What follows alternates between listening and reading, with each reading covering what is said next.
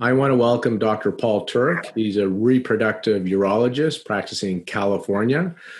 Dr. Paul, I want to ask you a couple of questions. The first one is, I know there's a fairly new test that's coming out for the semen analysis or testing sperm. Can you tell me a little bit about it? Because I looked at the website for pathfertility.com. It talks about biological versus chronological aging. Who is this test for, and how is this meant to help couples who are trying to conceive? Good. That's a good question, Lauren. So there's a new field of a deep diving in sperm called sperm epigenetics. And this is not a semen analysis. This is not a morphology. This is not DNA fragmentation. It's a different level of investigating sperm that looks on the marks on the DNA called the epigenetic marks. And epigenetics is a relatively new field after genomics and proteomics and things like that. But it is a property of DNA that is explaining lots of cancer, autoimmunity, and other illnesses. And it's a mode of inheritance that is probably more active than Darwinian evolution. So think of epigenetics as the inheritance of acquired characteristics. Darwinism is step mutation. So here's an example. A giraffe has a long neck, according to Darwin, because it was inherited a longer neck from its parents, which was a selective advantage. So that's a step function, got a mutation, took advantage of it, and now it helps them live longer. Darwinian evolution is different than epigenetics. Epigenetics is Lamarckian evolution, which is a giraffe has a long neck because it's been reaching so high, so long to get the leaves that it needs to get in a competitive environment. And that activity is passed on to offspring. So that is probably the true mechanism of evolution or microevolution. And epigenetics is the mechanism of that. Now, we know that sperm epigenetically have issues. If you take obese men and look at their sperm epigenetic pattern, and then you lean them out with gastric banding surgery and look at their epigenetic pattern in the sperm a year later, they're different. The sperm have acquired new characteristics epigenetically and are passing them on. So it really is a part of evolution. So what we know now from papers from Kai Aston and Alan Horsiger, Fertility and Sterility, that there's a pattern of sperm epigenetics which can characterize a fertile and an infertile sperm, independent of anything else. It can characterize a sperm that won't form good embryos. I don't know if we can characterize a sperm that causes miscarriages, but there's a very powerful forward-looking effect of epigenetics on sperm. There was actually an assay to test this called the Episonoseed assay, but it failed because it never sold. And so it went off the market. The IP or intellectual property was gathered by the Path Group and put out as a direct-to-consumer product called the Path Fertility Test, which is not a fertility test. It's called Path Fertility. It's not really a fertility test. It basically takes advantage of the second thing we've learned about sperm epigenetics, besides that it can change and it correlates with fertility, which is that sperm epigenetics is altered with age in a very defined way. So it's not random. So sperm epigenetic patterns alter with age very linearly, not randomly. And in fact, they alternate with age in the regions that are common to things like bipolar disorder and autism.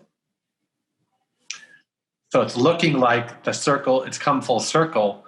Paternal age relationship to psychiatric morbidity the mechanism may in fact be epigenetic. So this is a very big field, very new. And this test simply tells you, are your sperm older than you are, which tells you that epigenetically there's something going on that's not quite normal. The next generation test will probably come out to be a fertility test again. That would failed before, but they have to make it first because it went bankrupt before. And what's the role? That's the short answer. That's your short answer to that question. So it's not like a couple that are trying to conceive, is there a benefit for the fertility couple wondering if their miscarriages or their unexplained infertility are related to the guy? As I heard you speak at other conferences and interviews we had, the guys can contribute to unexplained and miscarriage up to 50% of the time. So can this test provide any insight at the state where it's at now? Well, that's what I'm doing. I'm saying, your infertility is unexplained. You check out, she checks out, but you still have a problem. Get this test, because if it shows that your sperm age is 2 years or more older than your chronologic age, then something is going on epigenetically that's not quite normal. So I think that this kind of testing is going to bring the unexplained infertility into the male factor by a large amount.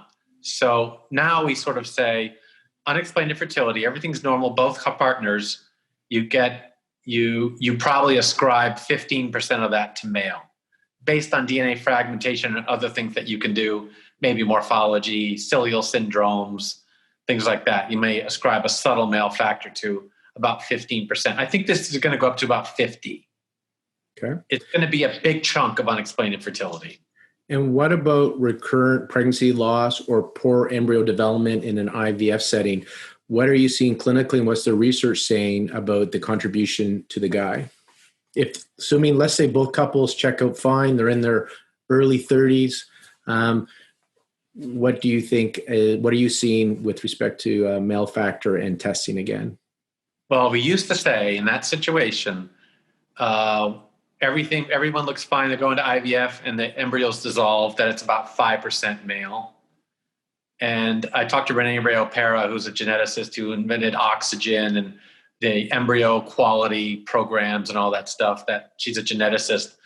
And she thinks with epigenetics, again, 50% probably, a big chunk of male factor. And I'm seeing those now. I'm seeing normal couples, otherwise normal couples, poor embryo development, get sent for evaluation. And, you find a lot of varicoceles in those guys, and you wonder, and there's not a lot of data. Talked to the epigenetics folks last week.